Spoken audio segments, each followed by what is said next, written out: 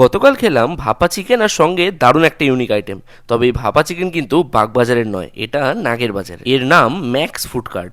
আর রাত 9টায় ভিড়টা কেমন ছিল সেটা দেখতেই পেলে। আমরা অর্ডার করলাম এই কার্টের দুটো ফেমাস আইটেম, একটা হচ্ছে চিকেন ভাপা যার দাম 60 টাকা, আর একটা রাইস পেপার চিকেন রোল যেটার দাম 70 টাকা। বাগবাজারের ফেমাস লালটো কেবিনের চিকেন ভাপা আমরা কখনো খাইনি, গতকালই এটা প্রথম ট্রাই করলাম, তবে বেশ ভালো লাগলো। যেহেতু ভাপে তৈরি করা তাই চিকেনটা তো সুসিদ্ধ ছিলই, আর সঙ্গে বাটার আর গোলমরিচ দেওয়া দারুণ লাগছিল।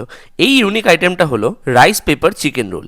রাইস পেপারের উপরে চিকেন অ্যান্ড বিভিন্ন কিছুকে একসাথে স্টাফ করে এই রোলটা বানানো হয়। কার্টের এই দাদা সাজেস্ট করলেন এই রোলটা একবার শুধু খেতে, একবার সস দিয়ে খেতে। আমার কিন্তু এটা শুধু খেতেই জাস্ট ব্যাপক লেগেছে। এই কার্ট থেকে এই রোলটা মাস্ট ট্রাই। এছাড়াও শুনেছি এখানকার মাটন মোমোটাও ফেমাস, বাট সেটা আর গতকাল খাওয়া হয়নি। ওভারঅল এই কার্টটা যা বুঝেছি খুবই জনপ্রিয়।